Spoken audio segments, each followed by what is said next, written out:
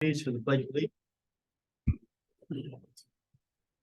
I pledge allegiance to the flag of the United States of America and to the republic for which stands one nation under God, indivisible, with liberty and justice for all. Thank you, everyone, for coming. Appreciate it. Has everyone signed in the back of the room, please? If you haven't, make sure you please do. And okay. So Stephen is not able to be here this evening. He's away on business. Sadie and I are gonna take things off from here. So first item on the agenda will be to approve the minutes of September 5th. Sadie and I just reviewed the minutes and I don't see anything. I'll move to approve. I would second. In favor? Aye. Aye. Okay. Wozmak, manifest is in there as well. Okay. Doesn't look as though there's a whole lot on the agenda for this evening. Next would be a public hearing with the Department of Environmental Services regarding the drawdown of Goose Pond. So I would start the public hearing at 6:01. And we will hear from the gentleman regarding the information on the drawdown of Goose Pond. Great, thank you. Corey Clark, Chief Engineer, at the Dam Bureau at the Department of Environmental Services. I also have Charles Krautman, who's the Chief Engineer of the Engineering and Construction Section at the Dam Bureau with me tonight as well to answer any questions.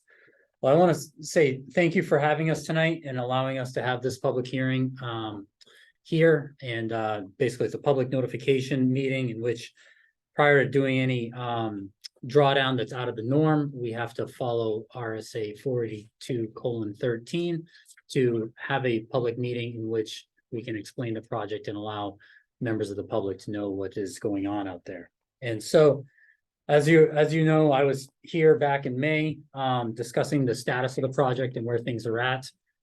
Since that time, we've completed the final design of Goose Pond Dam, the rehabilitation project. There really were no major changes since that meeting we had back in May. And so we were able to move forward with all the final permitting. So those final permits included the NHDES shoreland permit, the NHDES wetlands permit, along with Department of Historical Resources review, along with the U.S. Army Corps of Engineers permit as well. And so with all those permits in order that came about throughout this summer, we're able to put the whole package together and get the project out to bid last Thursday. So the project is posted currently for bids. Those bids close October 25th. And our hope is that we were able to select a contractor shortly thereafter, finalize all the various contracts that are necessary in doing that. All of those contracts have to go in front of governor and council. That will take place in December. Once we get governor and council approval, the contract is approved and therefore we can start construction in early 2025. So we are pretty much on schedule as to what I laid out back in May with construction starting. Hopefully we have a mild winter. We can start this winter and move forward into next summer. Hopefully next summer is not as rainy as this summer was. Or do you mean 2025 or 2024? Oh, I'm sorry, 2024. Yes, 2024. Okay. So yeah, construction will start early 2024. Okay. Yep. And then we will move into finalizing construction in 2025. At the end of the contract, the construction has to be completed by May 1st of 2025. So that is where we are at right now. The purpose of this drawdown, this notification is to allow for the drawdown to commence on October 9th, where our normal, where we would normally start our annual winter drawdown. However, this year is going to be different, in which we are going to be lowering the pond, I think approximately 21.5 feet. So that is how far down it will go. So it'll probably take most of the fall to reach that point, depending on rainfall and inflows and that sort of thing. And so our goal is to have it so that when the contractor starts in 2024, the pond is at the lowest elevation in which they can get going. So, okay. And you said you're gonna lower it approximately 25 feet or 21? 21.5. Yeah. 1.5. But that's, that's subject to fluctuation, Absolutely. so. Yep. So, awesome. Honestly, it sounds as though you guys have made good progress. Things are coming together, right? So yeah, right? Yeah, So, certainly, and the team worked really hard this past summer, Charlie did a great job of pulling together all the different items and everything. I mean, if anybody's interested, like I said, the bids are posted out there. It's 600 pages of documentation for that bid. We already have some interest from various contractors that do this sort of work, so Okay. we're pretty hopeful that we can get a contract in place and be able to move forward. The benefit of using federal American Rescue Plan dollars is that we have enough of those in our coffers so that even if the project comes in a little higher than what we expect for bids, it should not be an issue. We should be able to move forward with still continuing to process those bids and make the project happen. Okay. The downside with those dollars is obviously, as it's explained in May, there are certain timeline stipulations in which we got to get the work done. This is one of the first ones in that line that we have going through using this money, so this should go through well ahead of any sort of projected deadlines or anything like that, so. okay. Yep. On the front of the train. this Yeah, time. exactly, Um, exactly. So I think we should open up to public comment, see if anyone has any questions Sure, for you. Is most that certainly. you all set for that? At this Yep, point? And I Yeah? also just want to let you know, this is the final design plan steps for the town of Canaan, so you guys. So this is for us to hang on to? Yep. Okay, Exactly, if there's any questions or comments from anybody. Okay. thank you. So I guess if anyone had any questions, please just state who you are, please, for the record. Volunteer that would respond. And I think you mentioned this, you just sent out the contract of bids. And did you say there's 60 pages or something or other, or The bid package is over 600 pages. 600 pages? So when do you expect the quotes to come in? I mean, it's sounds like an awful lot of work for something you just barely. Yeah, so sent out the bids close October 25th. And so we have a mandated meeting on site with all the contractors that are going to be bidding. Charlie, that's October 4th, right? And so they have to meet on site and then they'll be putting the package together Are you thereafter. optimistic that all that work and review can be done in that period of time? There's not much time to go through. But I expected. Yeah, I know it certainly seems pretty tight. For better or for worse, that it's pretty much the norm in the construction industry. I mean, DOT, when they put out these big projects, same when Department of Administrative Services do these projects. Typically, it's a 6-week open bid timeframe. And also some of these contractors have also been somewhat on notice as to that this project's coming So along. these guys aren't gonna get, I was doing this sort of thing in nuclear power plants, took a lot longer than a handful of weeks to do that, okay. So you guys are satisfied, you'll get that, and the work should start when, again? It was hard to understand you, I'm Yeah. sorry if I'm going over some stuff. No, that's fine. So once we have a contractor selected, we then have to negotiate the final contract with that contractor. That final contract has to go in front of the Attorney General's office and then along with the Governor and Executive Council. Once the Governor and Executive Council approves that contract, which we anticipate will happen in December, then the contract is valid and the contractor can start after that date. So anticipating early 2024 as a start date. Sounds good. Thank you. What's the end date? The end date, the way that it's written into the bid and the contract right now is the end date is they have to be substantially complete by May 1st, 2025. And so the way that's written in is at that point in time, they have authorization to fill from New Hampshire Dam Safety Group. And so the pond can start refilling at that time. Hi, Corey.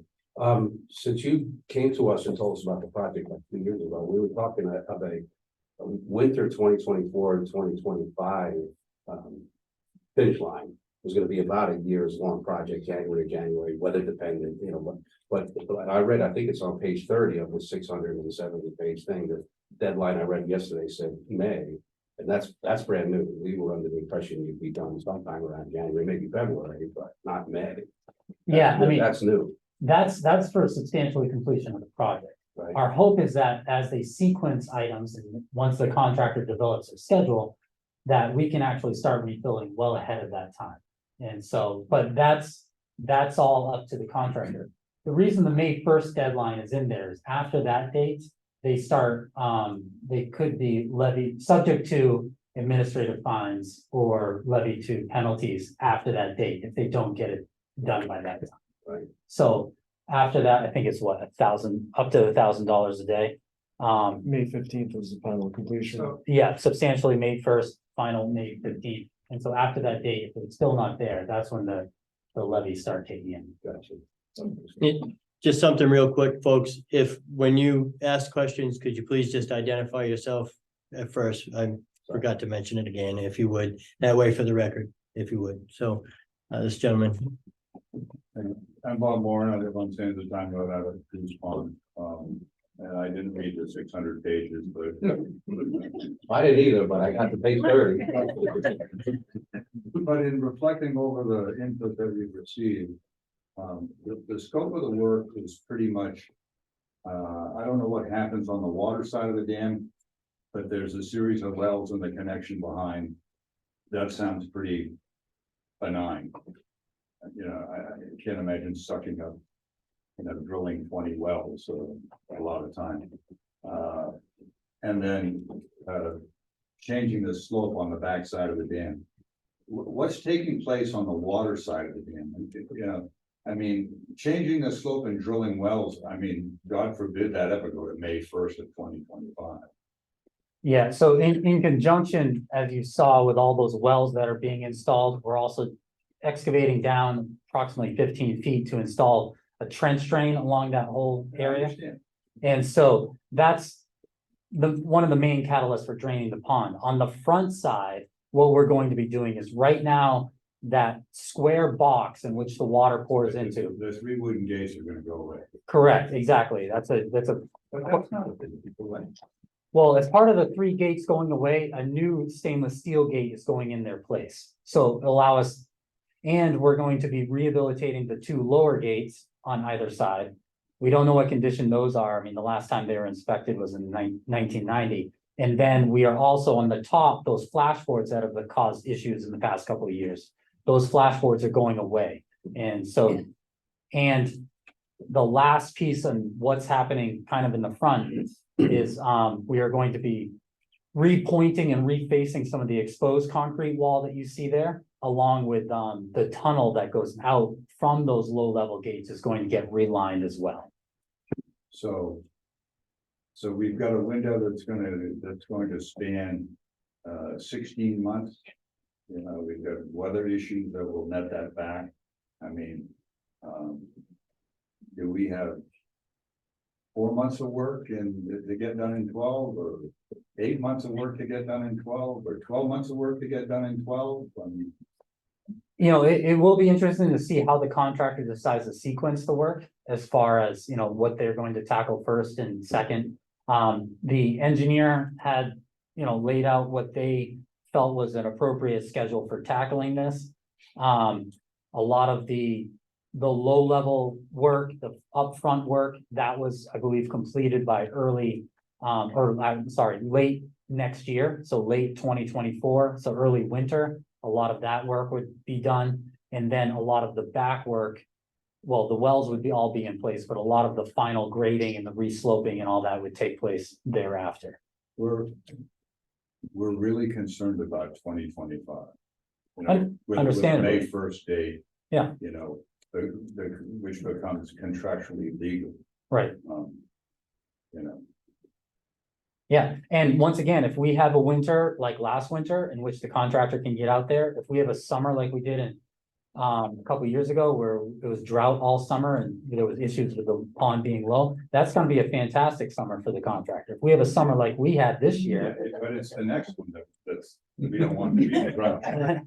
Right, and that's something that's completely out of our control. Oh, come on.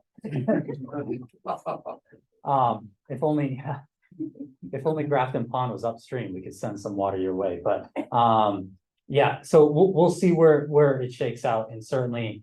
Once we have the contract in place, I'll be letting the select board know. What the schedule is that the contractor has put in place, to try to meet those goals.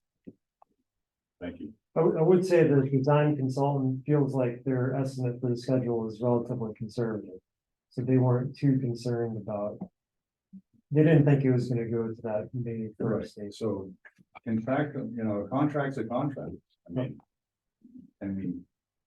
Work on dialing the May first, I mean, Well, we need to get bids first. I think that's the first goal. the hurdle. we're just trying to fill it in 2025. Yeah. If it starts May first, it's, that summer's gone.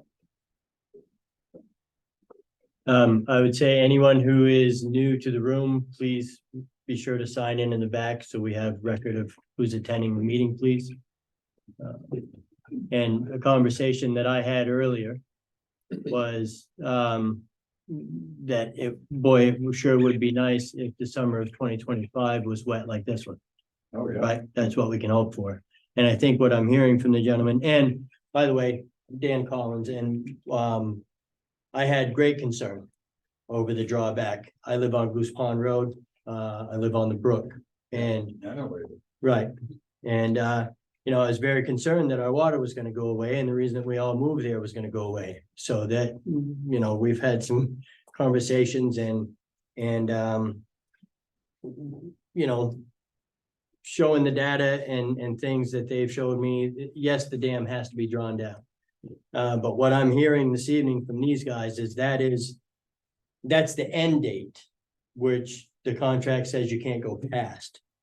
But the hopes are, and the thought process is that it can happen well before then. Of course, it's weather permitting. But that would be my hopes as well. Yeah, so I share your concern. I'm David Bisnow, we live on Tangent Time Road. I know nothing about construction. But I'm curious, is there an incentive built into the contract by which they would earn more money if they finish significantly earlier? Is there an impetus, an incentive for them to speed up? That's question one. Yeah, okay, yeah, go ahead. And question two, not knowing anything about the construction business, what if whoever you hire were to hire twice as many men and get it done in half the time? Is that feasible? Because I would think that everybody here who has a vested interest in their home on Goose Pond would love that kind of idea, where twice as many men are thrown into it and you finish it in something like half the time. And the incentive for finishing early. It seems to me it would behoove all of us if you built into this an incentive so that it falls within what Bob Warren and all of us are interested in. So to answer your first question, there is no incentive for them to get done faster from contractually, other than they're going to get paid. They'll be able to invoice us once a month for whatever work they got done in that previous month. If they want to go gangbusters and get this done in January of next year, then more power to them. They'll get fully paid by that time.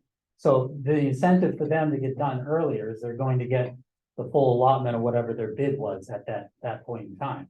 And the second question, it really comes down to means and methods. However, the contractor chooses to tackle the work, whether that's additional personnel, whether that's subcontracting out some of the specialty work, rather than doing that themselves, that's going to be up to them as to how they want to manage the project. So, again, it's bottom line. Yeah.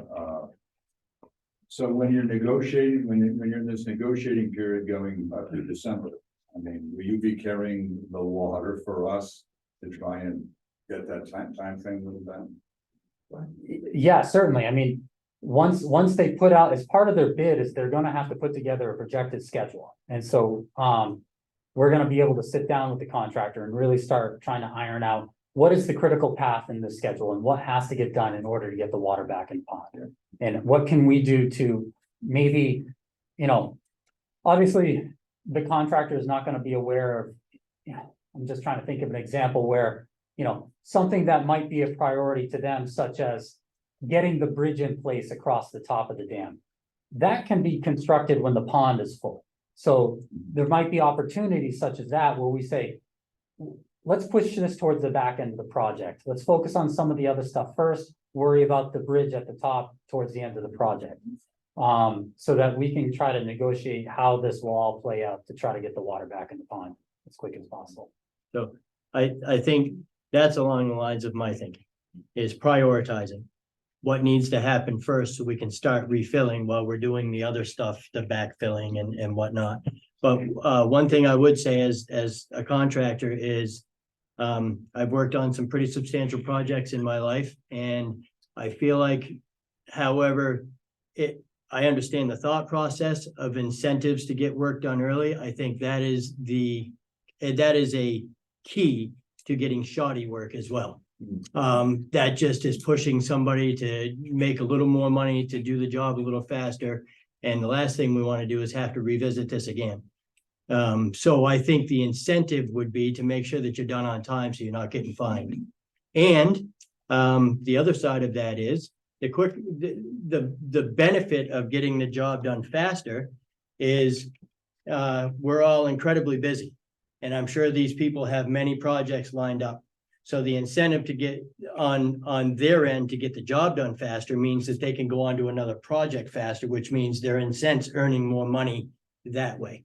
So that would be my suggestion, and I'm sure that's a consideration you guys have. But just to kind of answer your question as far as incentives and things. Yeah, I have another question. Michael? Michael Reese, I live on Route 5 too. And I didn't think about this until driving here tonight, or I would have already covered this with you in some of our other conversations. The last few years, the Dam Bureau's had some challenges in managing water levels on the 4 local lakes, Muskoma, Goose Pond, Bristol, and Grafton Pond, in order to keep the Muskoma River flowing so that Lebanon could water their lawns and wash their cars. With Goose Pond being empty for a good part of the year, I wonder if it makes sense as a good neighbor that somebody lets Lebanon, the town manager in Lebanon, know that there might be a challenge with water. I think maybe, I don't know if there is, but maybe they should have a preemptive water ban, partial water ban going into next year, rather than all of a sudden you guys have to let 5 feet of water out of Muskoma Lake, or you gotta let 4 feet of water out of Crystal Lake that feed their sewer Right. system. Yeah. So it might be, just something to That's a great think point. about. I don't know how to manage the water in the shed, but you do. But I know that was a challenge the last few years when we were a couple of feet low. Grafton Pond was 6 feet low. Bristol was 1.5 to 2 feet low. If you could avoid that. Yeah. By having them shut the tap off a little earlier. No, That's what I'm thinking about. yeah, certainly. Let me note here again, Corey, I got a question. I presume these companies that you sent the contracts out to, well selected, a lot of experience. They're qualified bidders, I presume, and the other thing is, so many companies are struggling with qualified skilled employees. Are these companies that you're going to be dealing with, do they have any problems with employees? Are they chugging along all right? How comfortable are you? So fortunately, this work is of a scale that a normal contractor likely doesn't have the qualifications to, normal earthwork contractor. So a lot of these companies that we are working with, they work, well, maybe not full Eastern Seaboard, but they are up in, New England and beyond scale companies.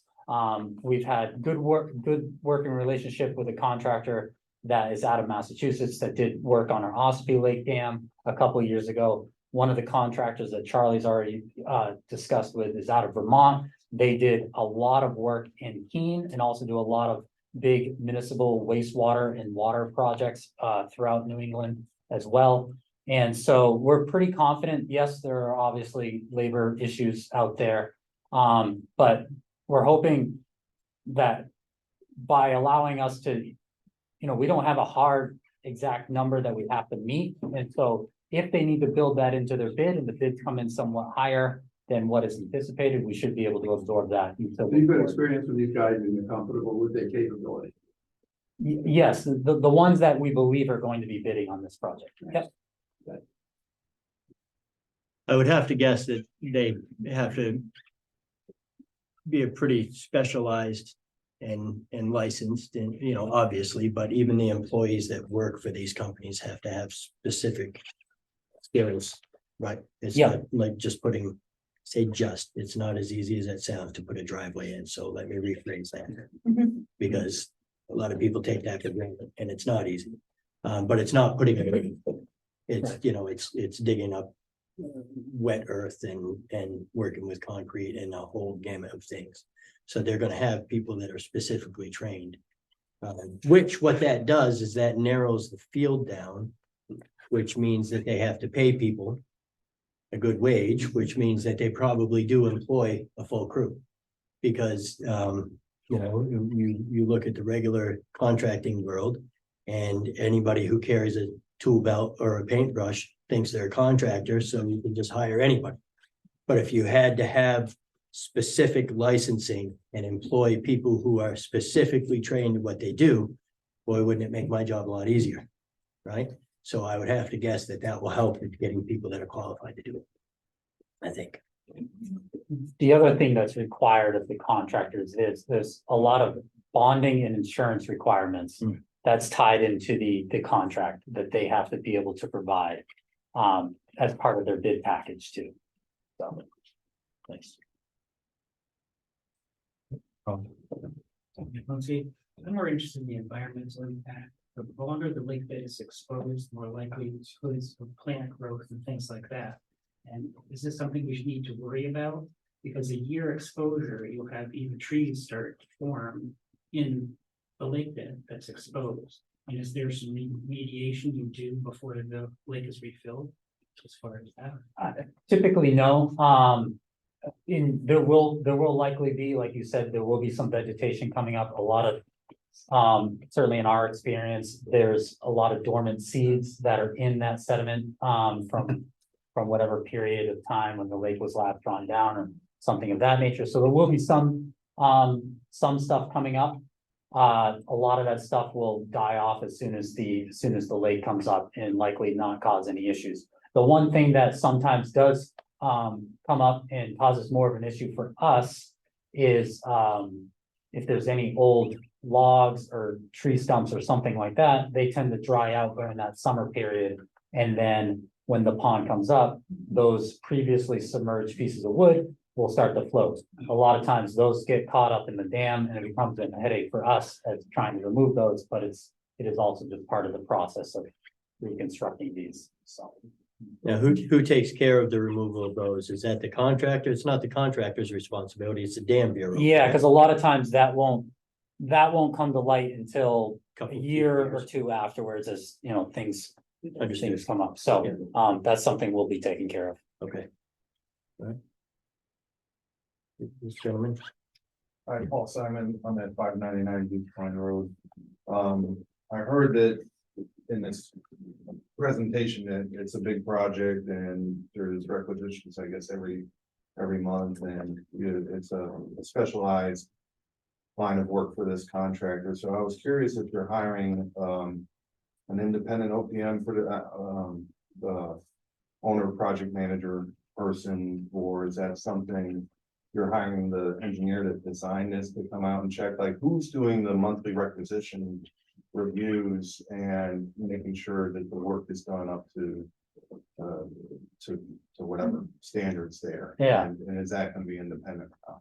Yeah, so that will be independent. We are hiring the same firm that did the design package. That firm will be on site every day, checking, yeah, like you said, checking quantities, checking all the testing results. There'll be a separate independent testing agency that's hired by the contractor to do all the various concrete, earthwork, steel testing that's required on the project. And the on-site quality control will be done by the engineer, also the same design engineer. And so that firm will be looking over things, looking over all the contractor invoices as they come in and the submittals as well. And schedule as well? Yep. Okay. And will there be check-ins with all of us at some point during the project, that at least halfway through, that this is on schedule, and or, oh, this arose and there's a change order because of this situation? you know, something to at least check in with, the people here. Yeah, once we get the contract in place, I'll certainly send out a notice to the town saying, you know, this is the contractor, this is their proposed schedule, not that they can't change, but this is their proposed schedule. I do think, yeah, we could definitely set up something next summer, whether it's through the town or through the Goose Pond Lake Association, where we can, you know, give an update as to where things are at. You know, I know there's going to be a lot of interest in this project moving forward from folks. One thing I do ask everybody is, once the contractor does start, that you allow the contractor to do their work. If you have any questions, certainly refer to me. I know, the reason I bring that up is there's always somebody that just wanders onto the site and start, you know, and just, you know, I don't want anybody to get hurt. It's really what. See, when they were building the road by the dam that's right there, like, they stopped every day. Yeah, so I just don't want anybody to get hurt. That's the real thing. And there's gonna be open trenches and everything else. So I just don't want anybody to get hurt, so. And my next question, speaking of that, I guess, because I'm not gonna be wandering out there and talking to them, but I am a direct abutter. So if the dam is here, I'm this guy right here. So my property corner meets the edge of the dam. And so I'm curious as to what I'm looking at when I look out my window and how much noise I'm gonna see if I'm seeing trucks and equipment or what, like, can you just describe what the typical, I know there's different sequences of work here. But like, can you describe what I normally would be looking at or seeing? I'm just trying to imagine what that would be. So my best guess way to tackle this is, obviously, you're gonna see the pond will be drained. The contractor will likely build some kind of road along the rock face that you see currently going into the water to access the upstream side. There's really not much work that's gonna get done on that upstream face. It's really just to allow them access throughout. And then once, what they'll do is they will likely open up the downstream side. So there'll be a long trench, and so there'll be earthwork associated with that. There'll be likely there will be rock trucks, excavators. I would imagine. Fortunately for you, all the staging is going to be on the other side, because the reason for that is because it's a shorter route and easier for them to come in. There'll be a bridge on the downstream side of the current outlet, so that way they can access both sides on the downstream side. So there'll be a lot of that typical heavy earthwork equipment noise. Yes, there will be backup alarms, that sort of thing. We did set the hours from 7 AM to 6 PM. So that is the working hours, 5 days a week, no weekends, no holidays. If they want to go above and beyond that, they have to request that. You know, 7 to 6 might seem like quite a long day. We pushed it as far open as we could to try to give the contractor as much time during the day to get the work done as possible, rather than trying to shorten that up to something more like 8 to 4. When they start drilling the wells, there'll be, it's essentially going to be slightly smaller than a residential well. They're not going as deep into bedrock, so it won't be as loud as a residential well going in, but there will be some noise associated with that as the wells get installed. And then the concrete work on the outlet, that won't be much at all. It's really gonna be a lot of manual labor to do that work up there. And so, yeah, I think if that answers your question as far as what you'll probably typically see, there's nothing, you know, there's no blasting that's taking place. There's no rock hammering. There's a little bit of demolition that's probably gonna take place on the concrete outlet. There'll be some sheet piles that are installed right at the concrete outlet, so that will have a vibratory hammer on a crane that will just, but we're only talking, I think roughly 40 or 50 feet of sheeting, so there's really not that much right in the vicinity of the outlet. So as far as noise goes, it's really just gonna be your typical heavy earthwork equipment, excavators, rock trucks, that sort of thing. And I was curious, I mean, that corner as well has a public beach access portion that's been part of the old dam.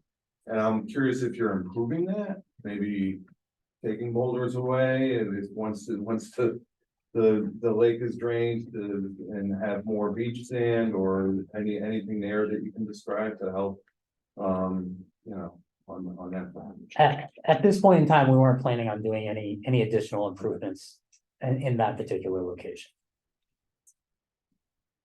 Just, yes, sir. I'm sure I'm Polly Saunders, I live on Stand Time Road. And I'm sure you have a reason for the May 25 deadline.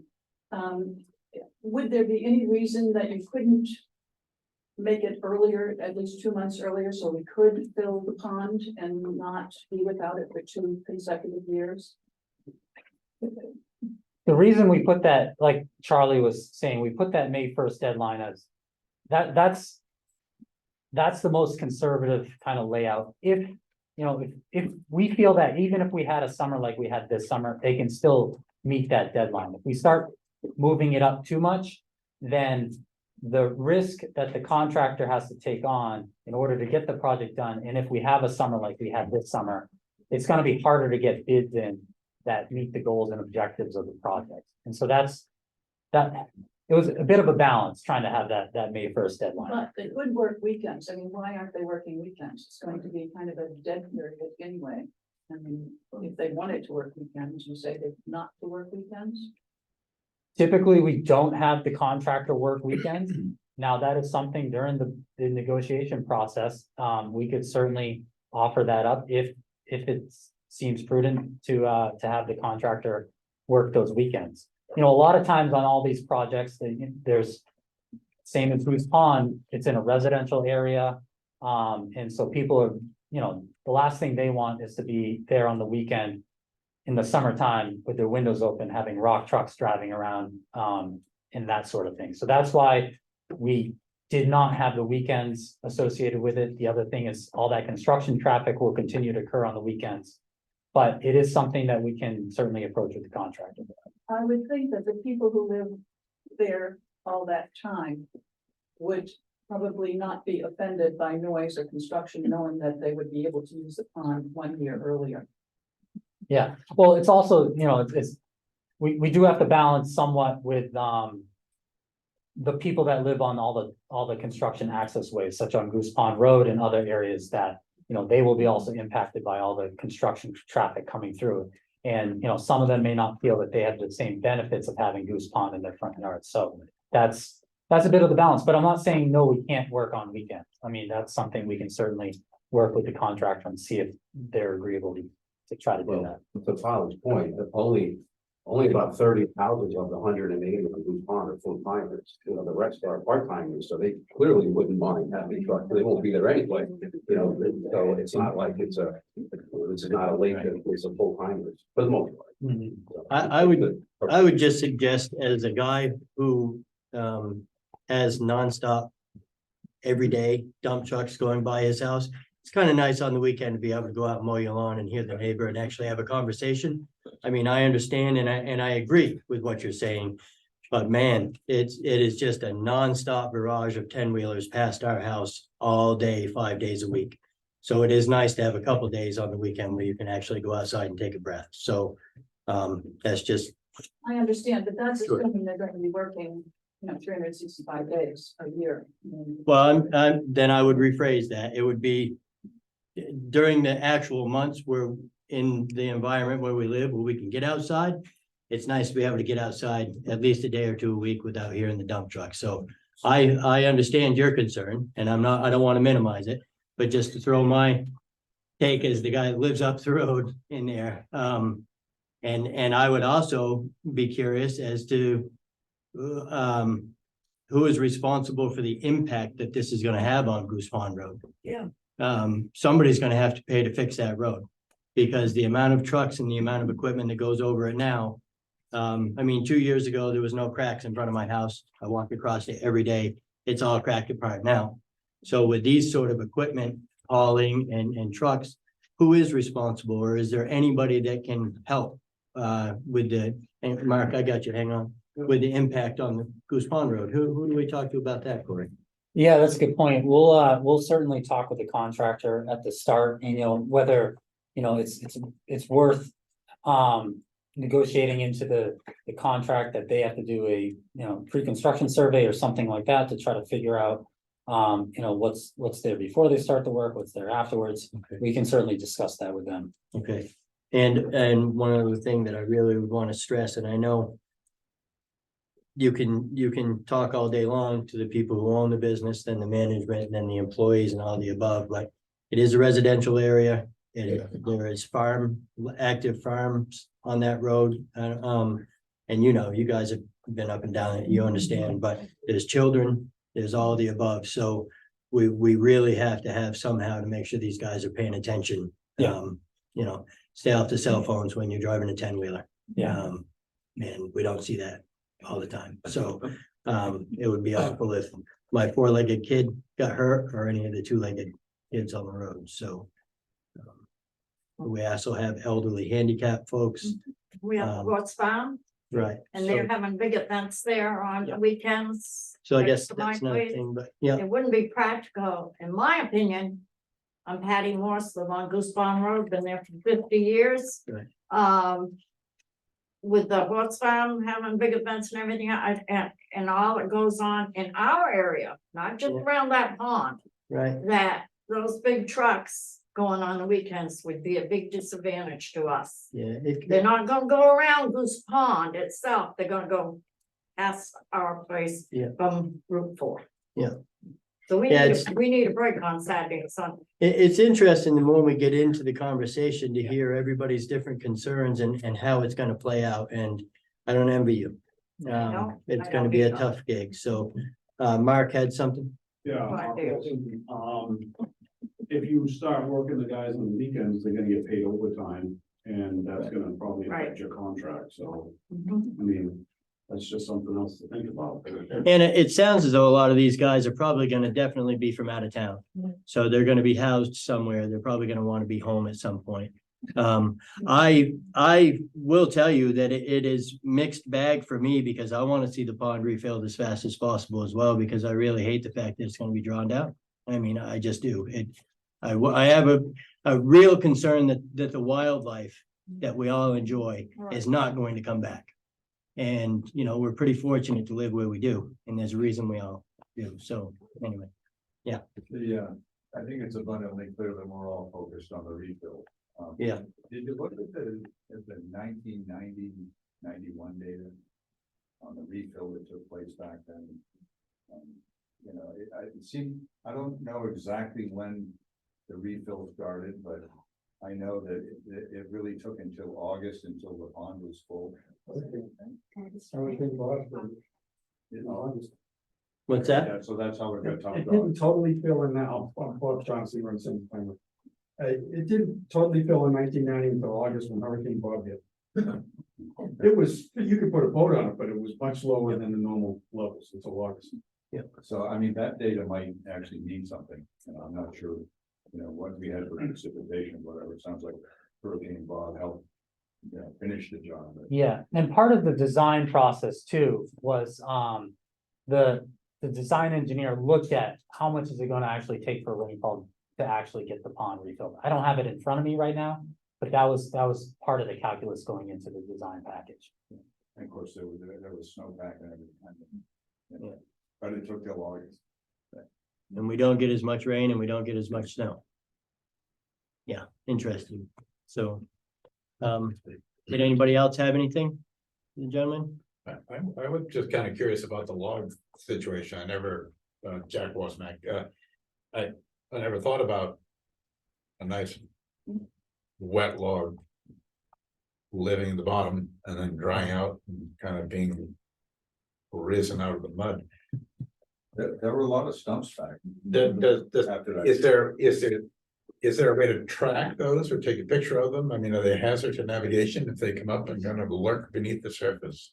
You only say I boat on the Connecticut River and you're always on the lookout for trees because a lot of them wind up Yeah, finding their way down the river. yeah, I would, Never thought of them coming up off the bottom of the pond. in our experience, it's, they're either up at the surface or they're down at the bottom, so it's not They're lingering not lurking. a couple of feet down, but it's still certainly something people are gonna have to be aware of, like anything out there on any given day. out on the lake that, it's just another thing to be aware of as. Once they get back on the lake, with the boats after the project's done. I never thought about Hang on, Mark. Just, nope, just behind you. Yeah. I'm John Ricci, I'm doing Time Road. Sorry I'm late, I missed the first part. You didn't miss hardly anything, so you're just in time. Is the park gonna be drained for one summer or 2 summers? One summer definitely, and then it depends on how quickly it refills for the following summer. Well, okay. So 2024 definitely. And then the hopes are that it refills throughout the summer of 2025. Yeah, Mark had something. If these logs or whatever are in the pond near their houses. While this is drawn down, can they take those out? Well, technically, it's all state of New Hampshire property. So, no, you can't take them out, but if there is an issue, let me know and we can discuss it further on how to try to possibly. I don't live on this pond, but. Possibly address that. Interesting. There was another, yes. I'm Randy Nelson. I work on Goose Pond. What's it gonna do with the fish? So as part of the permitting process and part of the ongoing design process, we were in consultation with New Hampshire Fish and Game. I actually just notified them of the drawdown recently, and so they're well aware of everything going on. As part of their notification process, if there's concerns with the fishery, it allows them to either remove the fish by electroshocking or something of that nature. Given that Goose Pond is a warm water fishery, now I'm not a biologist by any means, but it's my understanding Goose Pond being a warm water fishery, there's not that many concerns as if it was a cold water fishery with issues. And even if it was a cold water fishery, they could also implement additional stocking if necessary in the coming years once it's refilled. So I don't know if Goose Pond is currently stocked, but they could implement that if it's necessary. If they stock it with brown trout and Fish and Game told me personally that they will restock more brown trout when the pond starts to fill again. Okay. So it's wonderful. Big rats. Yeah, it's those wonderful rock bass. that But we just a point of order, at the greatest drawdown, the remaining water is gonna be about 125 to 150 acres. Today, the pond is 600 acres. Not that it won't be as deep everywhere, but it'll be about 15 foot deep for that 125, 150 acres. So it's not like all of the fish are gonna die, the strong will survive. I'm not a biologist either. I'm just saying what the biologist told me was that, like what Corey just said. Yeah. It's not great, but it's not the end of the world. There will be surviving. What's gonna protect the loons? The LPC people have said, again, to me directly, that, that we may be without loons for a year. There's 900 lakes in New Hampshire. They'll find someplace to live. When the lake is full, they'll come back. Now, but to your point, we have floating nests, one in Marshall Brook and one behind the Big Island. Mhm. And we intend to take the Big Island one and move it out to the deep spot this fall Okay. before drawdown, in the hopes that maybe that will provide some loon, an option. Probably not, but maybe. It's better than not trying. What are the thoughts again, Corey, on Little Goose Pond and the water level? What is the impact on the water level of Little Goose Pond? There shouldn't be any impacts on the water level of Little Goose Pond. And I imagine the contractor, what they're going to do is once the pond is drained down, they'll build a cofferdam in front of the outlet structure. They'll then put a pipe in that cofferdam to outlet through the existing tunnel. And so they have to sequence work where they work on one side while the pipe's in there, switch everything around, work on the other side. But that pipe is going to provide basically whatever water comes into Goose Pond while it's drained, that water will then go out through that pipe into Little Goose Pond. So I don't see really that drastic of a change in flow rates or water levels in Little Goose On Pond. Little Goose or Goose Pond Or Brook? Goose Pond Brook, yeah. Because I would imagine, or my hopes are anyway, that some of the wildlife that is now at Goose Pond might migrate to Little Goose Pond. I know there's a pair of eagles that live on the hill behind Little Goose. There are loons all of the above. So that's, I know it's just a hope, but that's what I'm hoping is, and then they don't go that far away, so. um, Did anybody else? I just render an opinion on a couple of things, the logs and the stumps that floated, you know, after that refill of 1990, I mean, it really wasn't an issue. I mean, there were a couple of loose stumps, not a big deal. And the fishing in the 90s was, so I just, you know, those two issues, I don't think are going to be a crisis. That's good news. Yeah, I hope you're correct. Yep. I guess I would be curious, about the restocking or the ability to restock, you know, and how that gets monitored. So as we go, we can maybe chat about that some more. Okay, yep. Yeah. Did anybody else have anything for these gentlemen or us? What about mud season? Now, are they gonna be working through mud season? They will be, and so that's something we're going to have to negotiate with the town. How the contractor's sequencing work and what work they plan on taking place during that period of time. Right, as far as posted roads and Yep. whatnot, correct? Yep. So that goes again towards that, who's gonna take the burden of repairing the road? Because I'm sure if we allow these heavy equipment, to run up and down the road when it's soft underneath, it's gonna get awful ruts, like, so if that's something that you guys can kind of have on your radar and, Mhm. Yep. and ask some questions, and please let us know what you find out when you find something out. Yeah. And if and when, I'm guessing we will, you guys have been true to your word with us, so we appreciate it. So when these gentlemen let us know any information about who's gonna help with the impact of the road, we will relay that to the residents, for sure. Yeah, thank you. Okay. Yep. Anything else?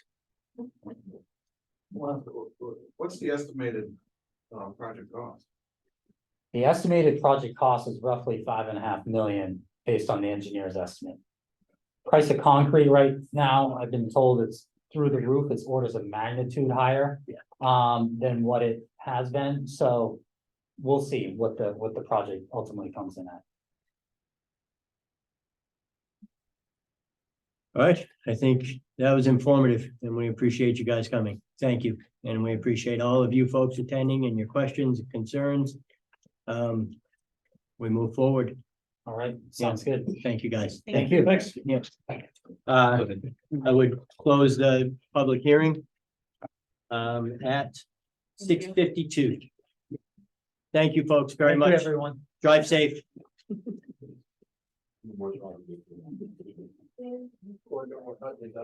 You have a picture you sent of the dam where it's supposed to look. I don't know. Oh, okay. So maybe online. I guess. I'm curious. Sure. Terrible. Yeah. You'll live more than the print it out. You'll leave. Yeah.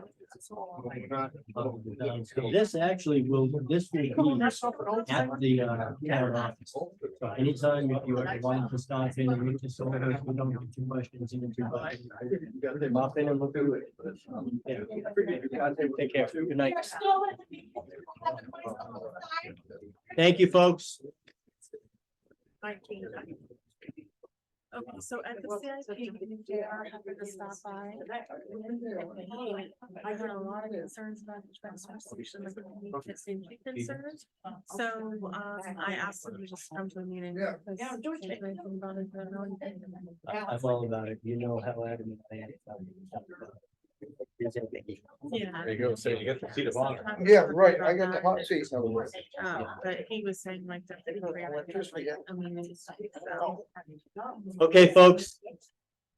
If you could step outside so we can continue, please. Thank you so much. Or have a seat and attend the rest of the meeting. We don't mind that either. Yeah, thank you, guys.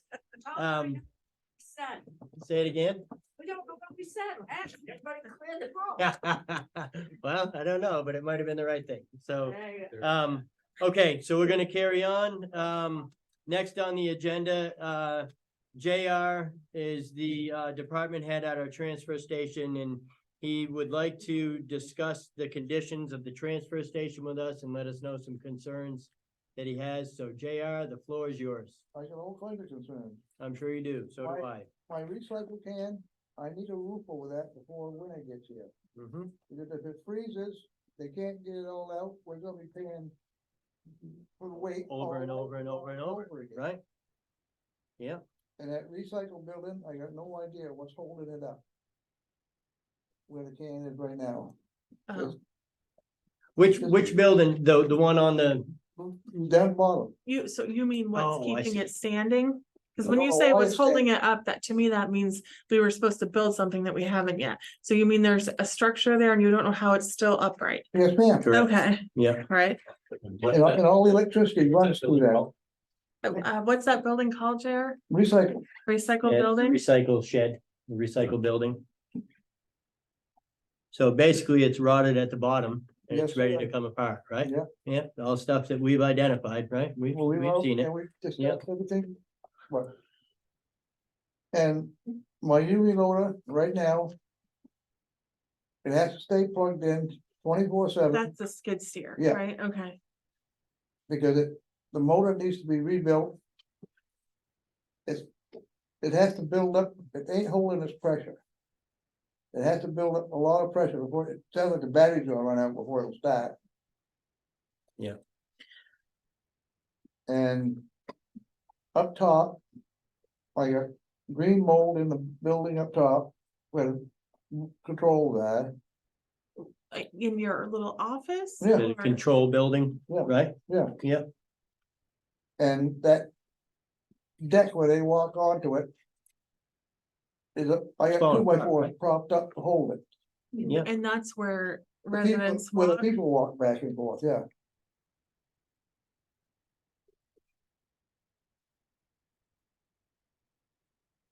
Yeah. So what are your biggest immediate safety concerns that we need My to? biggest is the recycle and that, my floor. Where the people walk back and forth. How much mold do you have in your office? I got about that far, about that thick. Yeah. On one wall, How thick? about that wide, I mean, Oh. That high up okay. the wall. yeah, Yeah, Wow. yeah. So, Okay. so there's something leaking there, Yeah. yeah, right? So the roof needs yeah, it's replacement. on the further side. No, JR, are you there tomorrow? I'm there every day. I know you are, but so what time are you there tomorrow? Have any 7 idea? o'clock. Well, I'll be there. I gotta start at 6, I'll be there about 6:30, 7. Do you have any suggestions for that walk area where the 2x4s are? I mean, is there anything that could be done just temporarily to Well, improve? right the now I safety? got it temporarily, we got 2x4s up there, So, because see, the wood has been there since it was built. Hmm. It's all rotted. You can't, it won't hold a screw. And the iron, channel iron that runs on both sides, that's just flopping in the breeze. I got a piece of wood holding one end, so it won't pop out. Those are 2x6, they've been there. For, I don't know how long you guys have had that set up over there, but I've been there almost 10 years. Too long. You know, So, knowing nothing about how anything is built or fixed, like what can we do? that would be my question is, does anybody have an objection to me stopping over, looking these areas over with JR? I do know a little bit about a hammer and a paintbrush and how to get things fixed. I would like to at least put eyes on it myself. I know we've talked about it a dozen times. yeah, I've looked at the deck, right, and all the above, but if I can stop over with my clipboard, make some notes. Actually take a look at how I think we could structurally fix it in the long haul and how we can fix it now, so people aren't gonna fall through it in the next week. Well, If anybody objects to that, let me know. If not, I'm willing to stop over and talk with JR and look stuff over. It's the steel plate that the highway department put on the bridge, so a vehicle wouldn't fall through. And can we do something like that? I can't picture what I this think looks if like. you put that on there, it That would might fall bring it down. through. Oh, okay, the whole thing is. It's all So what it Okay, is, Sadie, alright. is it is just a platform built out off the, so this is where JR, and where you drive up where JR is, and then there's a platform where my hand is that people So, walk and out for a on. while, there was a and- big space, right, that Right. people could fall in? Well, no, that's on this other side. This one is before him, there's a platform where you walk out and you throw your trash down into the compactor. And it's basically a void space underneath that. That platform was built about Oh, 12 okay. feet or so off the ground. So the supports that hold that platform up are failing. And the platform itself, the structural part of the platform is failing. So really, what needs to be done is you need to tear it out and put a new platform and new supports in. Yep. But I would advocate that if we're gonna start rebuilding the disaster that is over there, we think about doing something different with the transfer station. We have to figure out where to come up with funds. We don't have any, I'll tell you that, so I can sit here and yap about it. I have been for 2.5 years. It's a broken record, but we've got to figure it out because it's who takes the liability? And where does the money, do we keep throwing bad money, good money at a bad problem? Do we wait until we get an insurance claim, or do we figure out somehow to find some money? I don't know. I do know there's a little bit of money in an account over there. It's not a lot, but it's enough where we could do repairs on the platform. So, I mean, if that's all we do, then that's what we have to do. But we have to come up with something. This isn't just me griping because I wasn't happy with how it was designed. This is me sharing concerns for the taxpayer residents. There is an issue at the transfer station. JR openly told the board that the reason he didn't say anything before is because he was concerned he'd lose his job. Well, actually, his words were, he wasn't concerned, he knew he would. Yep. So now he's openly speaking up to us as a department head. And I would ask that we please figure out somehow, some way to do something. So if you're gonna eliminate that trailer and go roll-offs, you can take that wall out and drop the old recycle thing down on the ground. And you'd have 2 roll-offs set up. right So, there. and ultimately, I think that we wanna move to roll-offs, but like Jack keeps saying, that's gonna be, Well, 9 I know months to this even is get a gonna be plan eventually, but- together, yeah. You So I don't wanna invest a significant amount of money over there now, but it has to be safe for people, it has to be safe for you, so I concerned about the mold too, I mean.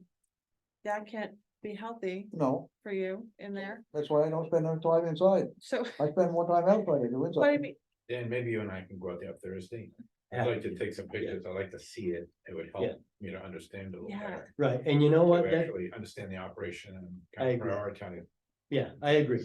Yep, because that, it's not like you stepped into an empty plate, right? And that is one place where we haven't actually walked over and put boots on the ground. So if you don't mind doing that, Jack, I'm happy to do it. I will make time Thursday. Yeah. We should plan I on, think it'd be great to kind of come up with something. yeah, and I agree that it's gonna be a bit of a process. But I also know that the 3 of us have said publicly that we do believe that going back to roll-offs is a better scenario. And I would just put out there that even if we can't do all of it at once, if we make some minor adjustments over there, we get a roll-off truck, a couple cans, we can make some adjustments that would get the flow of things going smoother. It would be more cost effective and it would be incredibly safer for everyone involved. yeah, I agree, I just think before we start investing a lot of money, we have to have like. A real solid plan, and I know, I got a contact from someone who has experience in that. And I brought it up a couple of times, like we can have someone, she would be willing to probably attend one of our meetings by Zoom and. Great. Someone that. I know Thomas had mentioned something Yeah, as well. that Yeah. Tom had given us a contact Yeah. for, so.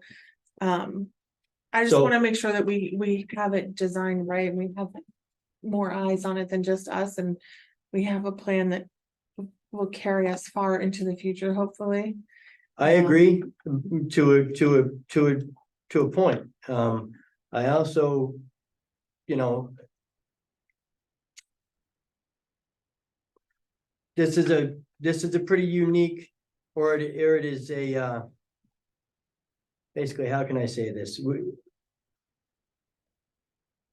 We only have a certain amount of money, we only have a certain amount of space, and we only have a certain amount of improvements that are feasible. So my concern is that we have someone come in that doesn't know the situation and then comes up with some grandiose plan, which sounds great, but we don't need that. I don't think we need some incredible facility over there that is some state of the art, Yeah, no, we're and good like, there. we need a functioning roll-off system transfer station. It's not rocket science. We had it for years, decades in our town. And then one person decided that it needed to be changed. Everyone went along with that. It hasn't worked and functioned properly since. So I'm not necessarily opposed to having an expert come in, but I also know then you start talking engineering costs, you start talking all of these costs for someone to tell us what we need over there, and it might be way more than we actually Yeah, no, need. I'm not suggesting that. I just think if we got some opinions, I look at how much recycling has changed and we used to make money on it. So people that know what trends are potentially coming and things like that. And I know that like JR, one other concern that he expressed at the CIP was potentially having to drive to Rutland now. And so I don't know if that's. I've So, been to Rutland before with a puff trailer and a 10-wheeler load. We used to travel from Grafton to a place in New York where they recycled sludge, and made paper. Going up Minden Mountain in the wintertime with a puff trailer and 10-wheeler is no fun. No. I've been there. Yeah. so where do you agreed. travel to now, JR? Cause, Me, I just go as far as Lebanon. okay, But how often, how many years were you going to Portland, Maine? a long time. I went up there, what, 4 or 5 years? Right, And that's a 6-hour round trip. right. So where did Rutland come into play? Who told you were headed to Rutland now? Bob said we'd go and get another trailer and go to Rutland and recycle. Which don't make sense to me when you got 2 recycle plants with a roll off. They got a recycle place in Lebanon at the Freightliner garage and a recycle place in Heartland. But they only take roll offs because of the limited space. Right. Yeah, if you got a roll off, that would save you your trucking fee. Other than that, I don't know what it would save. Where do we get these roll-offs? Anyway. This is an area I just don't know much about. So I didn't know much about it either until the last couple of years. But since then, I bet realistically, a half a dozen times or more, I've gone online and looked, and I've sat with Bob and I've sat myself. You can buy a decent used roll-off container, 40-yard roll-off container for $5,000 to $7,500. Yeah, I can't remember who I give the paperwork to, but a kid I used to go to school with up in Gorham, he sells them and he rents them. yes. So Container. they're in abundance. Because we are, from what I've learned over the last 2.5 years, we literally are one of less than a handful of municipalities that operate our transfer station the way we do. And why did you alluded a little while ago to a change? What did we used to do before and what did we change to this? We had a roll-off container system. Oh. And then we changed it to a live floor trailer system. And it's done nothing but spiral downhill since. Cause then we have your truck that, or your Right. tractor right, that's and that, not you in know, great shape. So if we either. had these roll-offs, then a tractor would just come roll it on the thing. No, what happens is we would have to purchase a truck as well. So you have to, you get a roll-off truck. So a roll-off is, It's a big box with wheels. Right, so any construction That's what I site think that of you've it. seen, exactly, right? And it is, so you can get open containers or closed containers, and it's like, if you've ever seen a truck at a construction site come, they come out with a cable and they pull that up onto the back of their truck. Yeah. That's the truck that we would own. Grafton, Enfield, every town around us operates off roll-off systems. So the benefit of that is, quick example, I needed a new toolkit the other night. I searched and searched and searched until I found a Milwaukee toolkit because all of my guys have Milwaukee tools. So I can put my battery on their charger, they can put their battery on my charger, I can use their screw gun, we're all working in unison instead of me sitting there waiting, wasting money. That's what we do right now. So we could lease this tractor. We potentially could, but you can buy what I consider a very decent roll-off truck for $60,000 to $75,000. I know when Grafton bought theirs, they actually came to the town of Canaan and said, hey, we want to buy a new, to us, roll-off truck. You want the old one? We found a really nice one. Would you like to go in on that with us and we can share that truck between us? And we said no. We stayed with the live floor systems that were paying $15,000+ per trailer, then getting it back here and completely modifying it. You're paying money you don't even see. 'cause it's not Right, budgeted. and on top of that, I would add something that a lot of people don't really take into consideration. It's the plastic paper that you hold in your pocket, that I hold in mine, and that Dale holds in his. And it's called a CDLA license. And the system that we have now, requires that we have someone with a CDLA tractor trailer license to haul it. Now, to hire someone who has a CDLA, you're an anomaly. We're not gonna find another JR He got because, the original one. right, he may have. And it's worth its weight in gold, and I will tell you, he's grossly underpaid for what he has for a certification. And I stressed to the board long before Sadie was here, before Stephen was here. I stepped up and got my CDLA combination because I knew that the laws were changing. And when I took mine, I was one of the last guys in New Hampshire that took it, just like, basically the process was pretty much just like getting your driver's license at school. I sat with a licensed driver in a qualified truck. We did a certain amount of road testing. I went, I took my test, cost me a couple $100. It's $6,500 to $8,500 now and several weeks worth of time at a school.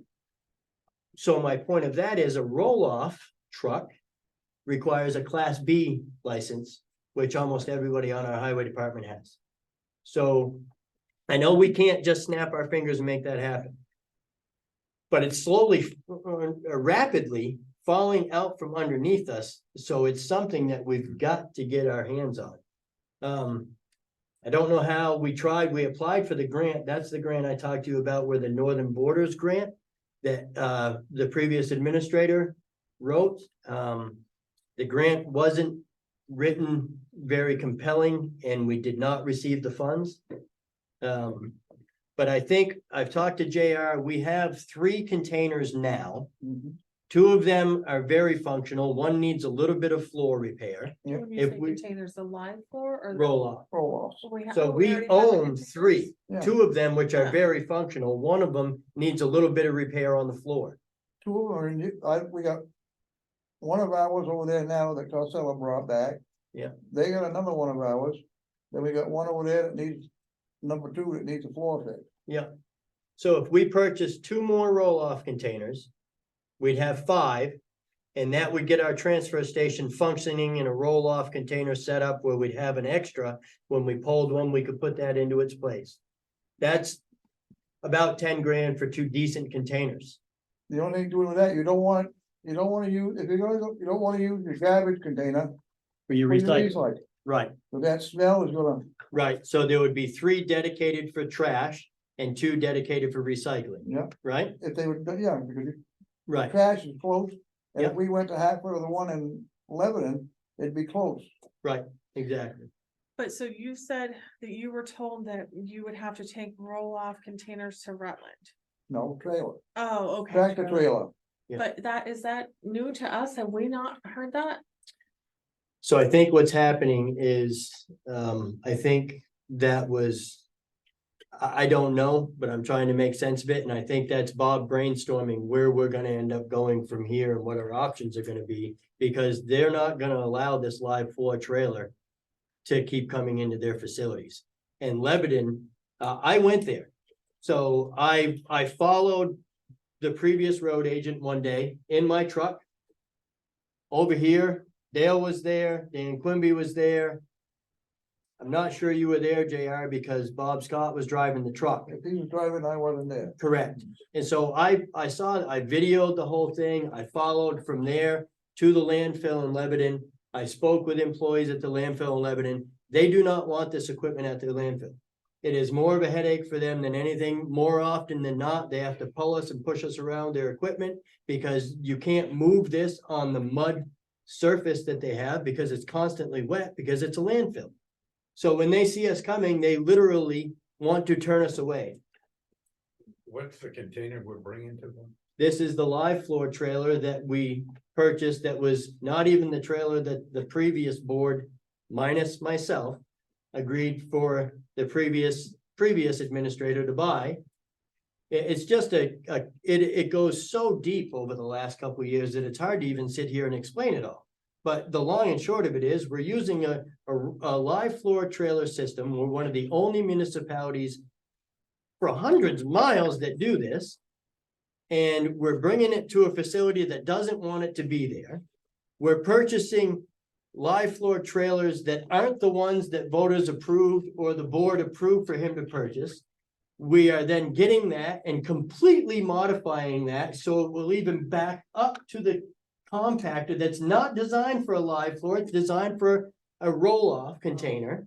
We're reconstructing the back door, we're cutting the tops off, we're putting new tops on them on tractor trailers, which takes the mechanics time. So that's just the long and short of it. And in the meantime, we're paying Casella to come and haul our stuff for us. We're filling our recycled metal full of dirt because the way the transfer station's configured, we don't have a place to put it other than in the dirt.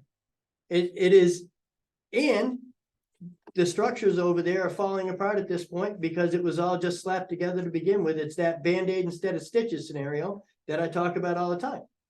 But And is there something wrong with it? No, I'm kidding. All right, can I just? Working well. Can I please, just summarize to make sure I understand? Okay, Yes. so for right now, what we want to say is that redesigning and changing the equipment at a transfer station is going to be a priority that we focus on in 24, like, and one of our top priorities.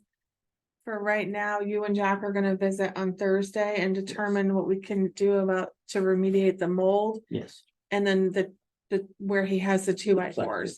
Yeah. To solve the skid steer JR is on our radar to see that we can purchase next year. I don't know about a brand new one, hopefully want a a really brand nice used one, but that is something that we've already put as one of our priorities. we Buy agree, a brand new one, you gotta worry about scratching it, get it there. What do you do?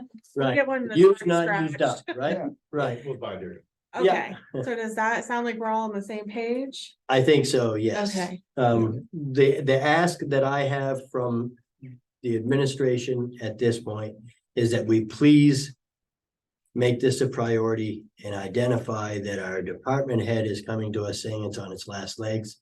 Our finance director, I've spoken with Carrie Ann a bit about the funding and the money that we're spending. We're spending a lot of unnecessary money that could be going towards purchasing equipment. So I agree, that's the We're spending summary it as to a, repair the equipment that we have. right, it's, Can yeah, I make one more statement? sure, JR, you can I say got whatever. 2 trailers over there that are in the way, and they can be sold because they're junk. Right, I got that old push out that failed last year. And I got the old live floor aluminum one that. Yeah. This aluminum trailer took its place. Yeah. And then I got that steel one, the black one, that's being used for overflow. Are they even saleable or is it like scrap metal at this point? What- Sale. My 2 junk ones, they're junk, scrap metal, but the one that's worth money is the aluminum one. the aluminum, Aluminum block. right? Yeah. Yeah, The that, other one's all steel. and it's junk. but they're worth money. So is Yeah. it possible to scrap those and then put the money? Can that happen if we Well, we have really sold them? Budget expenses, so I don't, even if we. That's why I kind of looked at Carrie a little bit. You know, they're right in the guy's way over there in the pit. If nothing else, they need to be moved. They're in the middle of the pit, but sorry, Gary. We would have to post it as revenue in the year that we sold it, and then it goes up in fund balance. So we would want to sell it next year. I don't know. Well, you can sell it anytime. If we Oh, sell it this okay, year, so- it posts the revenue this year. And then we could encumber it for, I'm sorry. then, so I'm sorry, if it's posted as revenue in this year, then how do we? It goes through all the year-end, like, fund balance calculations. Like, all of our revenue comes in, year-end, we go through a bunch of calculations, figure out what the new year-end fund balance is, and then we can spend from fund balance. Once it's appropriated in the subsequent year. Yes, Okay, Yeah, All right. yeah, so you, in other words, you can't. You gotta wait for the appropriation before you can spend it. If you get $1 million, you can't spend it until the taxpayer is appropriated. because DRA doesn't, Right. you Like can't that. You can't just spend it because you get it. Yeah. Which, Right, that's the dilemma, that's the time. that's, that's right, Sell it when the price is high, not at 2 cents. right, yeah, theoretically. Right. And, So There the is the a- only way to do it is to. Is to take a bit of a chance and try to line up the equipment. So that maybe they'll defer the payment for the equipment until next year's budget passes.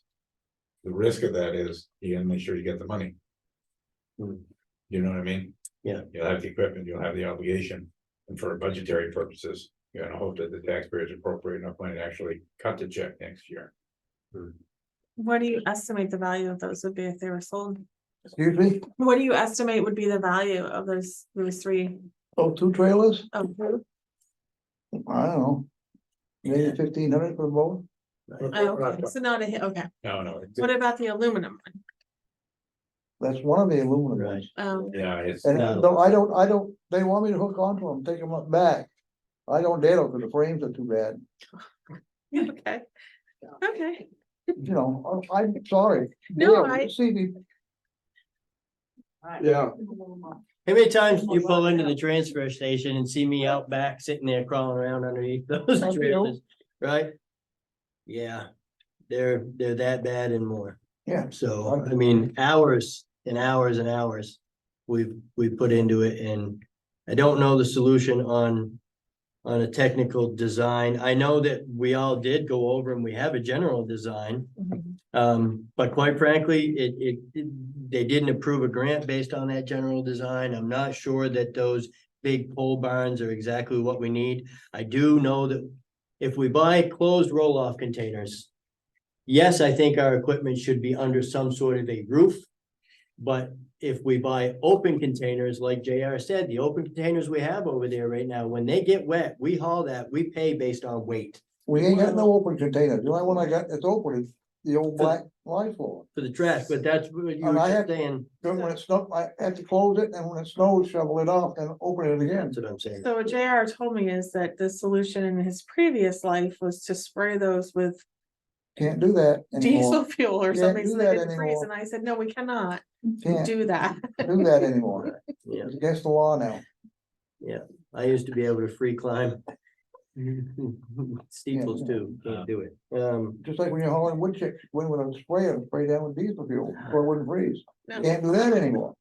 So, For good reason. I I know, know. so Sadie, I do agree with your scenario of where we're at right now. And if it works, if it sounds like the next feasible step, Jack and I will get together Thursday. Try to tee it up. Let's do it. And then we've got to start this process. My main concern right now is my uniloader. We use that for everything, cause that gets into all the buildings that we have to get into. Yeah.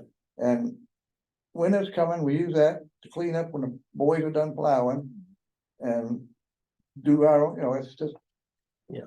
Unnecessary right now, Maybe. and I don't know how long it's gonna last Staten, and we're very careful how we use it, but. Yeah, Maybe you can take some pictures and we can kind of create a record and we can identify the pieces that are moving and so forth. What time you guys plan on being there Thursday? Well, let's not do it before 10. Yeah, Well, good. Jack's gotta get here and get settled into the office and stuff, so I'll stop over 9, 10 o'clock. And we'll get ourselves together, so. Cause I won't be back until about 9:30, We won't be there before 10. cause I gotta go dump that trailer. And then once you get back, you'll be there for a little bit, right? Yep. Okay, yep, so we'll stop in sometime around 10-ish, Okay. okay? Yep, that sound okay to you, Sadie? Yeah, Yep. I don't know Well, she anything ain't- about well, that. she's gonna be at work in a nice warm office. Yeah, that's all right, but honestly, she is an intricate part of this whole situation of trying to identify all these things and figure out how the hell we're gonna fix them. Well, So, it's gonna be fixed, 'cause it's a lawsuit waiting to happen, I'm sorry. I have If been, that building comes bitching down about where it. Barry is. You know, we got all kinds of electricity running through there and through the wall to the other buildings and. and it's They're- not They're all 110. free, all them buildings are freestanding, they ain't nailed to nothing, or nothing. The building up top where I am, they're on 3 2x6s so they can slide it around. It's just sitting there. There's nothing holding it. We'll come check it out Thursday, JR. We probably should move on. Thank Um, you, though. Well, we asked him to come here Yeah. because Look, we need to continue to let as many people as possible know what it is you guys are considering, what it's gonna cost, what the future budget's gonna look like and why. And I think this is good. I Yeah. appreciate JR's efforts. I appreciate his dedication, his time tonight. Absolutely. And, because there's a lot of things in town to work on. Yeah. A lot. And for better or for worse, they all cost some money. mm, And as I say to you people, and I've said to CIP, the town voters and the committees get to decide whether you have good services or bad services. And if you don't want good ones, well, good, you don't have to pay for them. But if you have a standard that you want to reach, you're gonna have to start paying for it. But you can't go on like this. right, it's not, you can't, period. It's not an option. It's not gonna happen. The transfer station is not only not making money, but it's costing money that isn't even in the budget because the expenses associated with trashing things was never accounted for. Right. So it quite possibly is one of the least transparent departments here. Right. Because it costs more money than is in the budget. It doesn't produce the revenue that was anticipated. And to use a technical term, it sucks. Yeah, I mean, it's really bad. it's bad. I will tell you, Jack, one of the things that I don't think I have discussed with you, and I'm not confident I even have with Sadie, because there's just so many things. Within my first 2 weeks of being a board member, one of the things I did is I went down and I spoke with the previous finance director, finance administrator or finance director? Manager, finance manager. And I asked to see the scale slips from what we were hauling to Portland, Maine. And I received scale slips going back 2 years. And then I took out of those scale slips 6 months worth. And I had those scale slips on my lap when I went and asked the previous administrator how much weight we were hauling. And he was adamant that we hauled between 16 and 18 ton. JR, you've heard, this was our conversation. And I am looking at the scale slips that say the most we ever hauled was 8,100 pounds. 9 ton. Right. The most, and that was Christmas of COVID. Yep. Other than that, it was 6,500, 7,100. 8 ton, 7 to 8 ton. Right, far cry from 18. Yep. And that's what the public was sold on, was that we'd be able to haul this amount of material. So when we were in this, what's it called, like a municipal trade, where the price fluctuates up and down, that it would be worth it because the amount that we're hauling would make up for when it was a downtime for the better. Well, we never hauled anywhere near that, ever. So it hasn't worked since day one. And now we're all finally starting to realize that. So you're right, it sucks at best. And I don't know anything about it, which is why Sure. I need to be educated on this as well, because I do not know what the solution is, I'll tell you that. Right. I don't know 100% what the end solution is, but I do know, and I have beat the bushes on this, and I mean, I was a thorn in JR's side for a while because I didn't realize how under the gun he was from the other administrator. So I was needling him, I'm needling the finance manager, right? So anyway, it is something that I have put a lot of time into in 2.5 years. So I don't know how to fix it, but I know where we're at. I do know that, so. You know, you go to the expense of buying all this equipment, you've gotta have a garage to put it in. Right. We got a garage for a roll-off, or even my truck won't fit in the garage because the door's too small. Right, so that's where we were going when we all got together, when you first got on the board, right? We all walked, so that's part of the theory of having an open pole barn. Is so not only are we gathering material on our containers, but we also have a space for our skid steer to go in, our truck to go under, so. That's an option that we look at coming down the road, but I think for now, we walk over, we identify some things, we figure out how to get that platform fixed, get some mold out of your building. And get Barry's building so it doesn't fall in on them. Yeah, well, okay, Well, you can say okay, but watch how it happens. okay, Yeah, because it isn't the day where we just kick the can down the road. I know it ain't gonna be fixed tomorrow. Well, it ain't gonna be fixed tomorrow, but it ain't might gonna be not like this fixed next another year couple either. years, But I've just got, Right. there's so much stuff going on over there that. It's hard to keep on top of everything and try to get in touch with everybody. Hard to function, right? Huh? Hard to function. Yeah, I agree. And I'm up for anything else you wanna say? I just gotta worry about all the people that are coming, that's all. I know. Like, Yeah, that's all. Easy one. Yeah, Yeah. that black trailer that we're using now for my overflow. Hmm. I got people that coming in with pickups and trailers that are rounded. Hmm. I send them down there to put in that trailer, Right. and Yeah. that ain't really, it's not. It should have been, when they set it up, it should have been dropped down. Hmm. So it's kind of down, it's right now, it's too high for them to throw into, but they do it. But with John's building back there in the concrete, they couldn't, that's the best they could do. Right. And that was set up while my trailer was down with the door being fixed, the hole cut the door, Yeah, and that was a couple, 3 weeks. I know. With a lot of hard times out there in the rain and sun. Yep. Not fun. We're working on it, JR. Well, I'm just, This is You a know, big it's- part of how it's gonna happen. it just builds up so bad, and when it does come out, I just don't stop and think, I just. Blurt it out and then I'll take consequences afterwards, We're making notes, okay? so.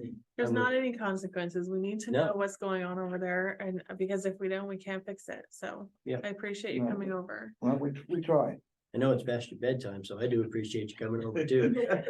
and you ain't showed up yet, like you said you were gonna. I'm coming over Thursday, mister. Yeah, not with that load you were supposed to come over with. Oh, I'm not ready yet. I haven't got it loaded, man. Yeah, yeah, All right. trying to go easy on you. Get out of here. People ain't email me, I wouldn't know what the hell to do. Me either, JR. I appreciate you. All Thank right. you. Thank you. Thanks for coming in tonight, man. Yeah. Oh, I'm taking You that. gotta get these elevator chairs. Yeah, We'll put it in the budget. yeah. Thank you, JR. Good night. All right, that was interesting, everyone. Thank you for listening. Thank you, Sadie, for being on board with going over and at least identifying this stuff. Thanks for bringing them in. So, back together Thursday. Yeah, I think it'll be good. I heard some of the story for a while and I'm still trying to figure out what to make of it in terms of. So where are we gonna go with it and how are we gonna get there? And I don't have an answer yet. I don't either. Yeah, I don't either. I think I lean towards. Like I've said to the administration, I don't see us anytime soon coming up with this big of a chunk of money. But I do think we can come up with this chunk of money a few times. So if we identify some things, maybe we just, I guess. Like I say, I'm not opposed to an expert coming in and talking to us about recycling things and how to maximize the potential profit or whatever. But I think at the end of the day, if we're leaning towards a roll-off system either way, then maybe we can take some action on putting some of that little things into place. And then the design and the flow and where everything goes comes in after. But either way, It sounds like moving towards the roll-offs is something that ought to happen sooner rather than later to the extent that we can do it. that's what I'm And saying. once you have the roll-off, then you need the tractor. But you need the truck. Truck. Right, yep, you need the truck, yep, Cause you gotta put this roll off you do, somewhere. Yep. Pick it up and haul it You do. away. That's the biggest expense. The roll-off containers aren't a huge expense. The manipulation of the setup over there, so it works again, isn't a huge expense. It's some time, but it's not a huge expense. Our highway department built that whole setup off Mike Sampson's design.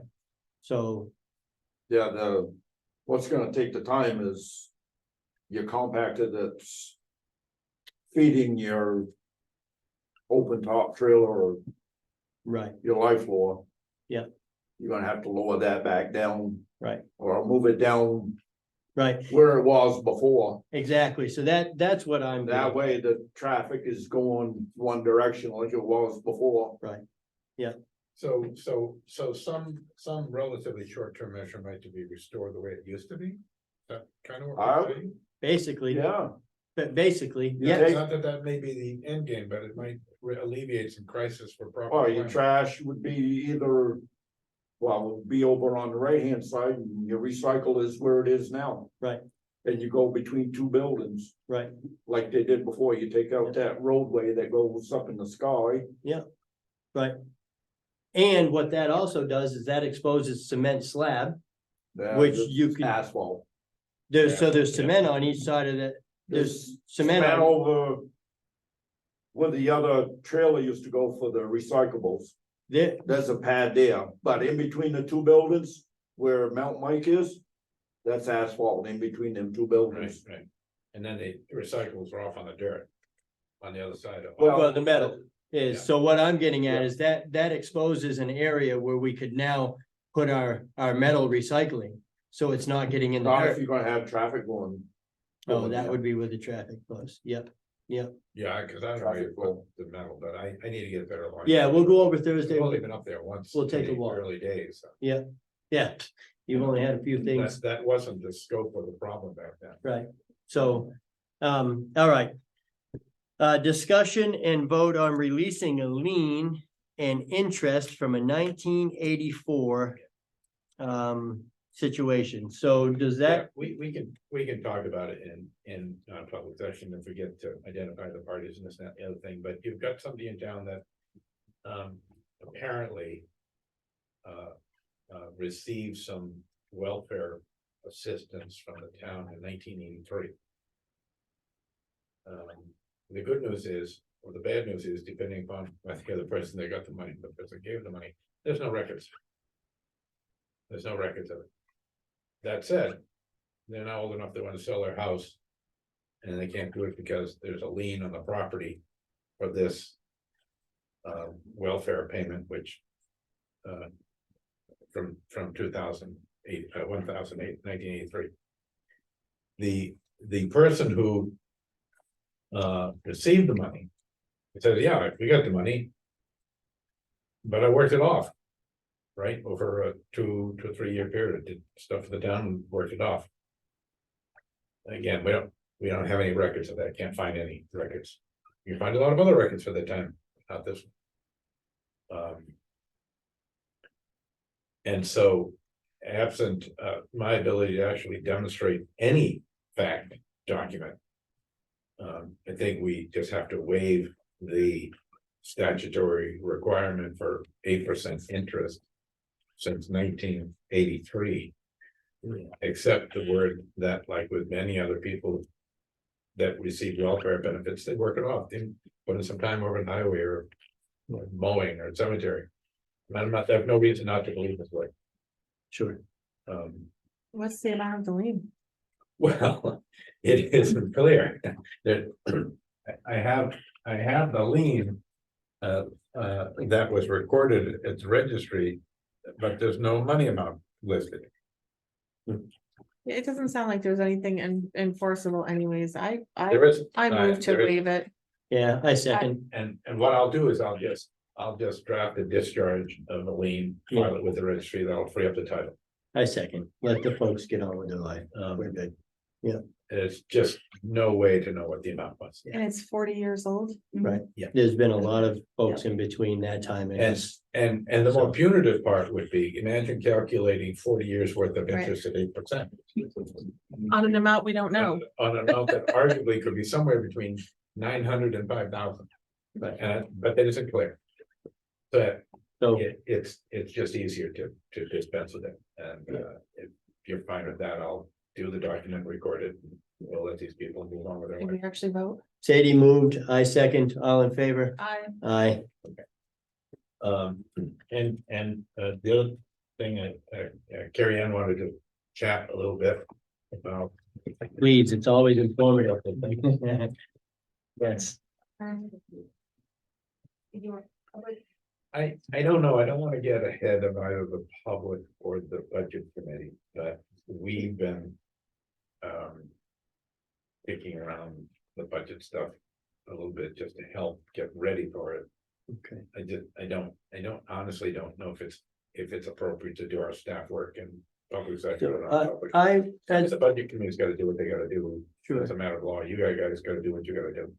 I would say as chair of the meeting tonight, that I would move that we go into a non-public session to discuss some finance issues for upcoming budget season. Before you do that, can I raise one thing Sure. in public session? Several of us on the Economic Development Committee met with Amanda Isbell, the superintendent of schools. Okay. This afternoon, and had a conversation about a number of things. To include perhaps looking at the school district has a contract with Hartford with the Career Training Center. So they can't be in direct competition, but there are some areas that Hartford's not offering. There may be some other areas where the Mascoma district could consider providing some programming, career training program that would be, appropriate. I think it would do a number of things economically for the town. Sure. One of the things we talked about as a short-term, kind of an immediate thing, would be having the school district and perhaps the schools themselves, particularly the ones in Canaan, provide information for the Friday email, townwide email. Things like athletic events or other events that are going on at the school to try and engage the community and let them know what's happening. Particularly if you don't have kids in the school district. I for one would love to go to some sporting events, some, Mascoma football. Homecoming this weekend, all kinds of stuff Well, happening. see, and that's, those are the kinds of things that are happening. Yeah. That I think the community would love to know about. I agree. And so I don't know, Jack, what we basically left it with Amanda that I think her folks are gonna reach out to you or to Ashley. I'm happy to help facilitate if that's appropriate, but I think in general, if I get something that somebody once posted in the flash, I just send it along to Ashley and it gets posted. I mean, we don't censor screen or edit anything that comes along our way, so. I think it would be awesome to have the school announce some announcements of events in the flash email. I think it would be great too. I mean, so right now for homecoming, they're doing like a Stuff-A-Bus as a food fundraiser for Friends of Mascoma Foundation. They have games Friday night. Their football team only has 4 games this whole season. One of them is Saturday. So, and they're gonna have their parade Friday night, bonfire, the whole community can go to. Is there any way we could send out a special flash email? Because this all starts Friday. In the flash email. We could send out a flash every day. Could we send something out? Is there any way, Monica, could you or Ashley reach out? Who would she contact at the school? I have the schedule of events for homecoming. I could just email it. I would suggest you start with Martha McDonald, who is Amanda's admin. Okay, sure. And Monica, if you don't, I have Martha's contact information. Perfect. And then, We can, yeah, we can base it this for the homecoming. Sadie has the whole list of events, so maybe we can just throw something together. and put that out hopefully maybe tomorrow. You can do that. And that would at least let the public know what's going on and we can get some involvement. It's gonna be like a special flash. Yeah, Because news it's flash. Friday, So, absolutely. But you know, it's a good point, because I've actually Yeah. occasionally gone to high school basketball games, and haven't had a kid in school 30 years. But they're fun. They're awesome. Actually pretty- They're a lot of fun. We missed it Mascoma, very much. Particularly the basketball program, they have a great basketball program Yeah. for both the boys and the girls. They sure do. Wrestling, And Yeah. Yes. last year we had 2 state champions, the year before we had 3, including my son, Right? not that biased. And it is the kind of thing that creates a real community spirit. And, Sure is. you know, and, you know, anyway. So And I know one of our goals as a board is to get that community spirit back. To, you know, we're all in this together, so. Yeah. Perfect, thank you. So I'm we- glad you brought it up. we continue to work We do. for the short and long term Yes. Good of the cause. economic good of the Yeah. town. And we should also note the next economic community meeting is gonna be October 9th at 11 o'clock. Okay, So very if cool. all those can attend, that'd be fantastic. Wait, what? October 9th, At what time? 11. Is it 11? Did we say 11? Okay. But you guys will have to iron that Yeah, out I thought it amongst was yourself, 9, but that's fine. as of right now, it's somewhere between 9 and 11. Somewhere between 9 and 11. So thank you, guys. We Thank appreciate it. Is there anything else? Tom, did you have anything? You good? Okay, thank you. Thank Appreciate you attending. Yep. Hey, the only other thing I would say is, you know, look, the person that I was recommending for the transfer station. Yeah. She is not selling. She's not a consultant. She's not selling services. I think she would be a sounding board, particularly in the recycling area, but, you know. No. You know, No, I there's no, yeah, there's no, you know, if you decide you don't need to do it, that's fine. Understood. No, I appreciate it, Tom. We Thank appreciate it. Thank you. Yep. So I would move, we go into a non-public session, right? So non-public at 7:46. You be careful with my mom there, Thomas. Yeah.